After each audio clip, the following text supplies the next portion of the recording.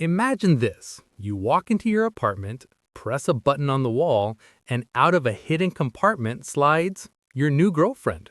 No dates, no awkward small talk, no personality, just model number 4 from the latest catalog. You think this is some dark web horror story or the fever dream of a 2026 incel? No, this was a standard scene from a Hollywood blockbuster in the 70s. The 70s were a time when censorship died, and in its place grew exploitation cinema. Directors of that era were literally obsessed with the idea of a woman as a high-tech accessory that you could trade in under warranty, reprogram, or just toss in the trash when a newer version came out. It was a decade where the ideal woman was officially categorized as a household appliance. Today, we are dissecting 10 films that will make you thank God you live in the age of AI and not in the age of 70s analog madness. Let's get into it. Number 10. Logan's Run, 1976. Welcome to the 23rd century. Here, everyone is young, beautiful, and dressed in outfits that look like the result of a one-night stand between a disco ball and a bedsheet. In this world, there is no old age because at 30, you are solemnly vaporized in front of a cheering crowd. But the real mindfuck here isn't the death cult. It's how they've engineered love. In the world of Logan Run, human relationships have been downgraded to the level of ordering a pizza. The protagonist, Logan, being a local enforcer for the system, decides he's bored. He walks up to a console in his wall and activates a teledate. And right here is where that cold, clinical 70s cynicism kicks in. The system doesn't match you based on interests or chemistry.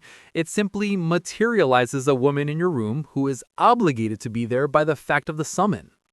Jessica, the female lead, appears in the frame literally like a product from an online store. In this society, a woman is a sexual interface. She doesn't have the right to say no because the very concept of refusal has been erased from the social code. She is a biological unit assigned to the entertainment sector. The entire movie tries to sell us on their romance, but it starts with her being ordered through a wall. It's a world where consumerism towards people has reached its absolute peak. You are either using others as objects, or you are an object yourself with an expiration date stamped on your forehead. Number 9. Rollerball, 1975. If you think modern corporations are sucking the soul out of you, then in the world of Rollerball, they literally own your internal organs and your bed sheets. The plot revolves around Jonathan E., the superstar of the bloodiest sport in history. He lives in luxury, but that luxury has a price he can't pay: freedom. The most disturbing part of the movie isn't people getting their brains turned to mush on the track. It's how the corporation handles women. Jonathan had a wife he actually loved, but one of the top executives of the energy corporation simply decided he wanted her for himself. And what did the corporation do? They just took her. No explanation, no court case, like they were taking back a company car or a high-end laptop. In her place, they send him a replacement, a woman named Mackie. She's beautiful, compliant, and absolutely hollow inside because she knows she's just a temporary assignment. In this film, women are contract bonuses. They are issued to athletes to maintain high morale, and when the contract ends or the leadership changes their mind, they are redistributed to other owners. This is the ultimate peak of corporate objectification, where a woman is nothing more than a piece of furniture in a champion's penthouse, to be swapped out the moment the board of directors decides on a new layout. Number 8. THX 1138. Before George Lucas took us to a galaxy far, far away, he took us to a subterranean hell where everyone is bald, sedated, and stripped of their humanity. This is THX 1138. In this world, the state has realized that the easiest way to control the population isn't through violence, but through total standardization. People aren't born, they're manufactured. They don't have names, they have serial numbers. And most importantly, they don't have partners, they have roommates assigned by a central computer. The woman in this story, LUH3417, isn't a wife or a lover. She is a biological utility assigned to THX's living quarters to ensure his social stability. She is, for all intents and purposes, a piece of government property designed to keep a male worker functional. Their daily intimacy is a hollow, drug-induced ritual. The state treats her body like a chemical reactor. If she's not producing the right hormones to keep the male worker happy, she's considered a faulty component.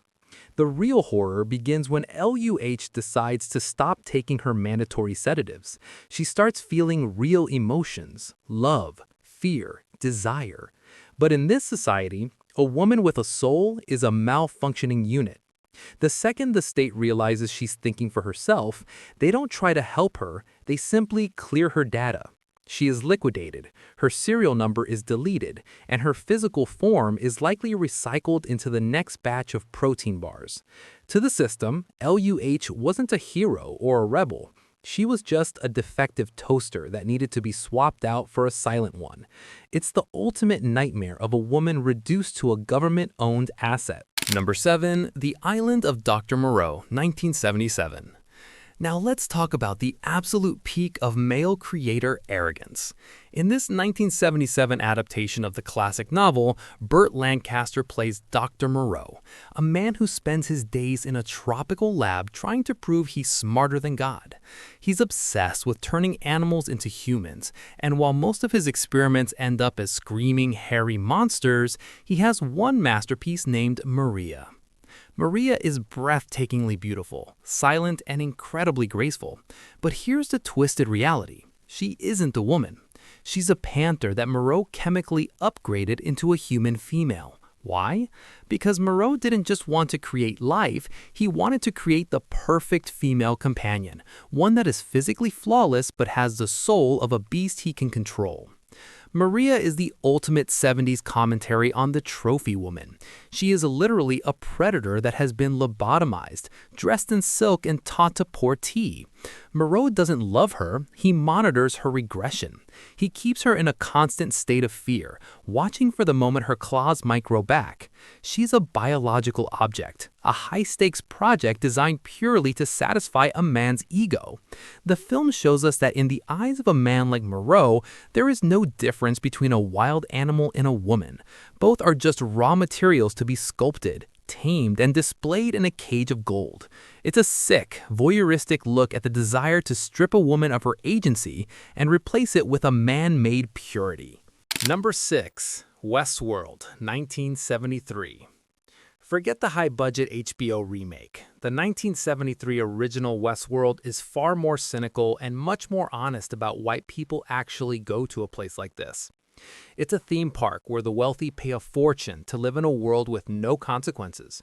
You want to be a gunslinger? Cool. You want to kill someone just to see them bleed? No problem. But the real selling point of Delos isn't the gunfights, it's the women. The female androids in Westworld are the ultimate expression of the woman as a service.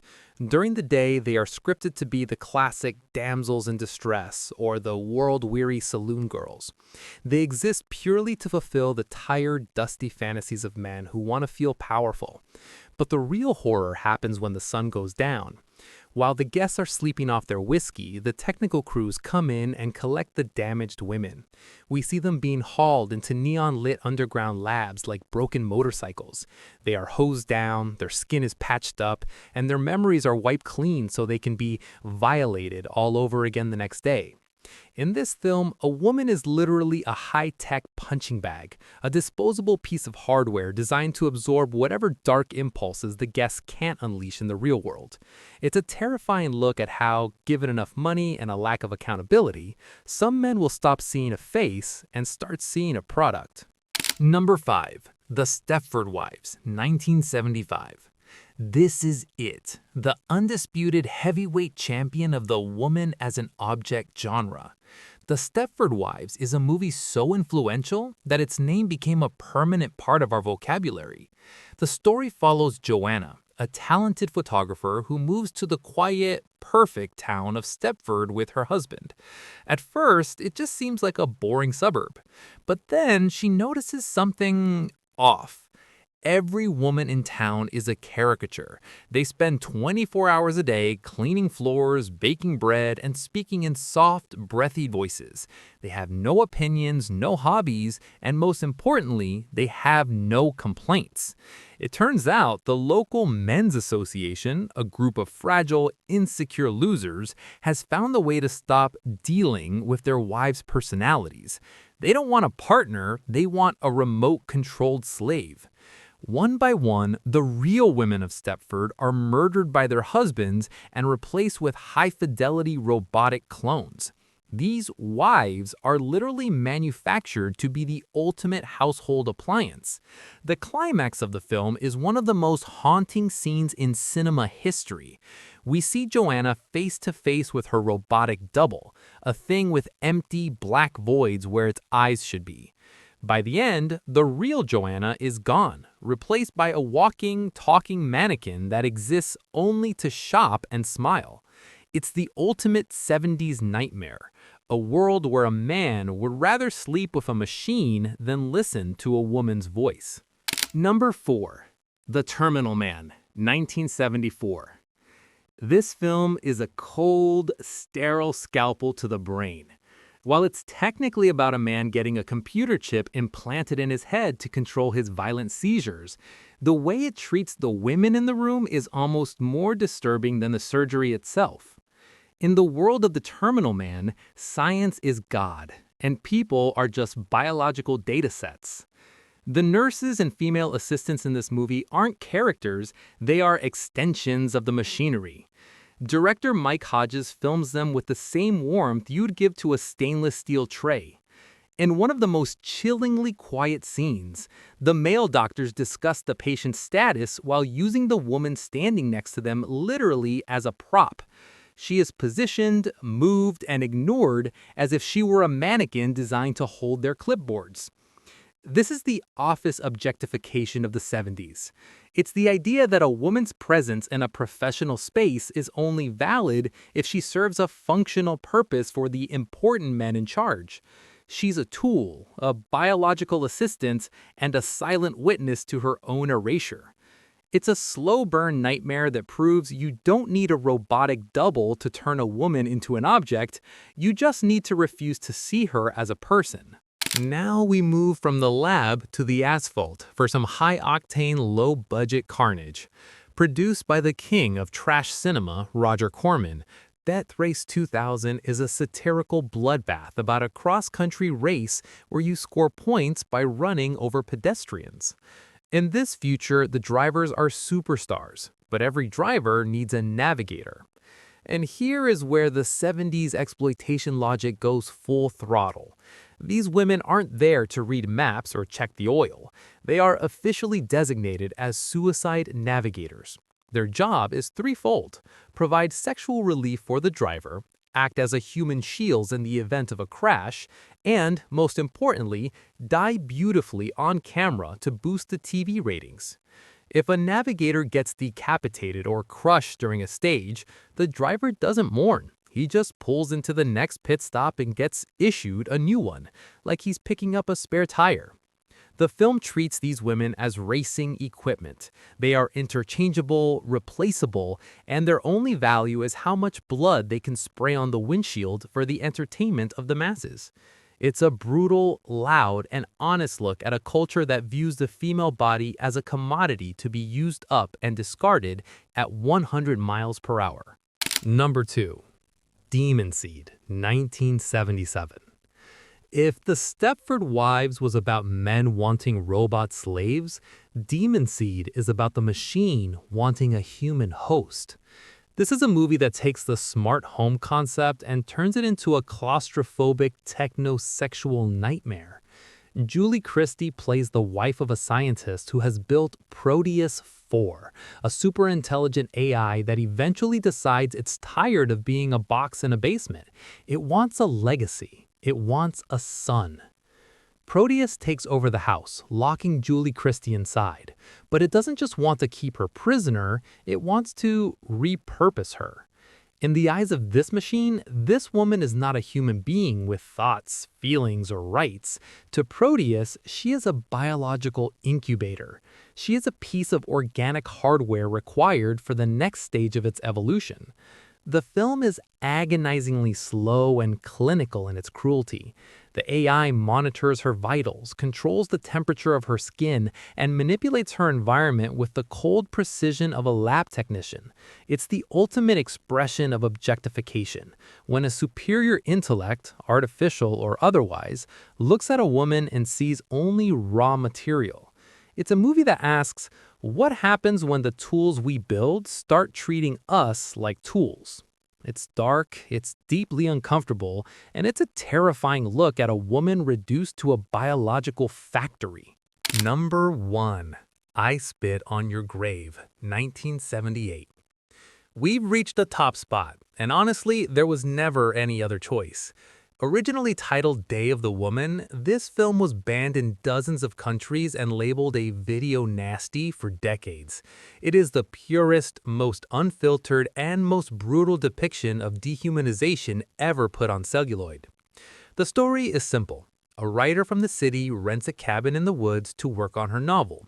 She is met by a group of local men who don't see a talented professional, they see prey.